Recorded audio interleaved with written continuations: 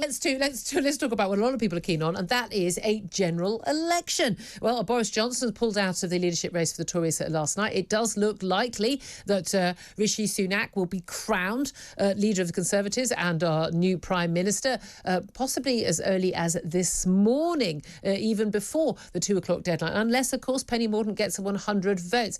Even if she does, even if we go to an election with Tory party members having their say by the end of the week, we'll know who our new Prime Minister is. But we understand that Sir Keir Starmer, the Labour leader, will not be calling a vote of no confidence in the government, despite his demands for a general election. But as Emily Thornberry has said today, Labour frontbencher out and about, saying that the Tories have lost their last desperate reason for not having a general election in Boris pulling out, the only leader who actually, contender who had a personal mandate to lead. Well, let's talk about all this with Labour MP Khalid Mahmood. Good morning to you, Khalid. Good morning, Julia. Thank you very much indeed for joining us. Do you want a general election? Absolutely. Straight away, I think now they've lost the mandate. You're trying to appoint the third Prime Minister, and I think really we need to go back to the people and get a fresh mandate. There's been a huge issue in relation to the economy, the cost of living, and we need to get back. Did you say that when Gordon Brown took over from Tony Blair without an election? Well, he did have an election. That's what he lost. No, he was in power for a couple of years before he had an election, Khalid. That's right. But what happened was that was the one change that we had. So one change is okay. It's the second change that's a problem. Well, it's the third change. That's the problem. Well, no. Boris Johnson had that mandate, then Liz Truss, and it's now Rishi Sunak or Penny Mordaunt or whoever. Yeah. You're saying so there's no principle involved here. It's just the practicality. So it's okay for Gordon Brown to take over from Tony Blair without any mandate whatsoever. That's fine. So it was okay for Liz Truss to take over. I mean, I don't remember Labour saying that. I think Labour was saying they needed a general election then as well. Well, we weren't in the same problems that we had. We had a problem later on with the economy.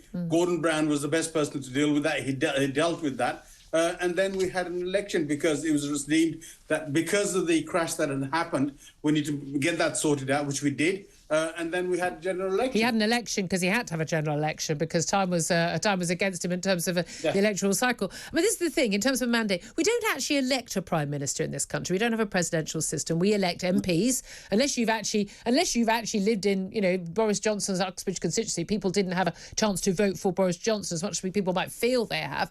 In which case, the leader of the Tory party, the largest party in Parliament, gets to be prime minister. That's how it works, isn't it? Well, it does. But the fact is that now you've got the third person coming in after Boris.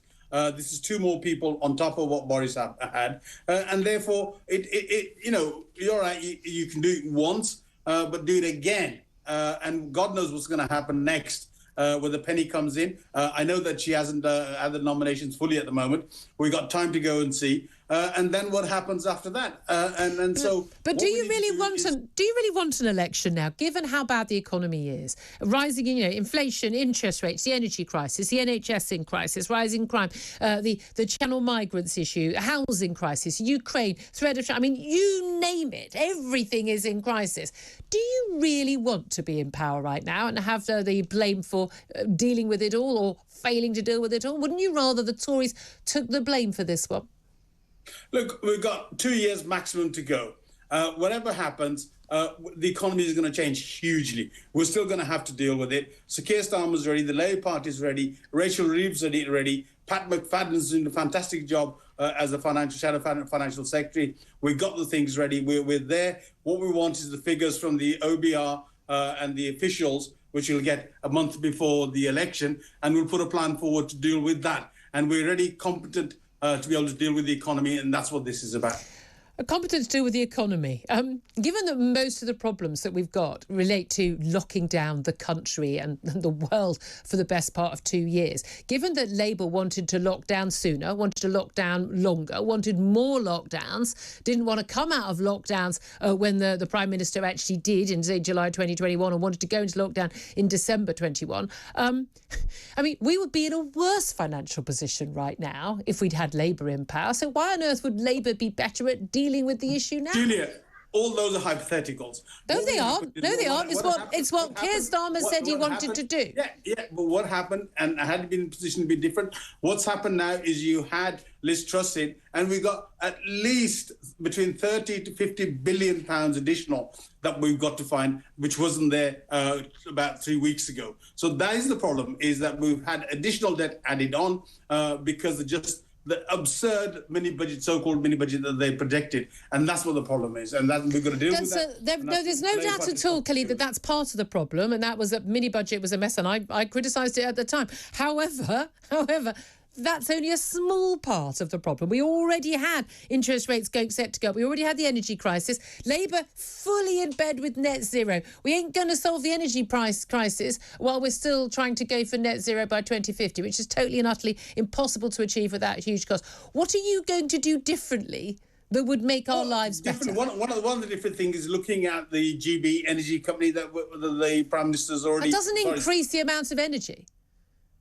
That's just ownership. That's semantics. No, there's a huge amount. It's not semantics. If you look at the amount of money that the energy companies are currently making, and windfall tax, we want a bigger windfall tax to deal with that, and then we'll take the energy companies on board to look at this. We have a shortage of energy looming.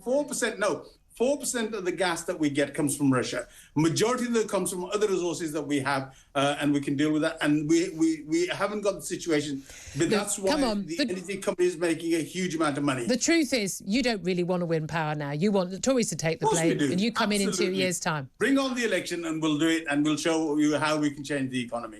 Oh, yeah, good luck with that. Khalid Mahmood, Labour MP, very interesting to talk to you.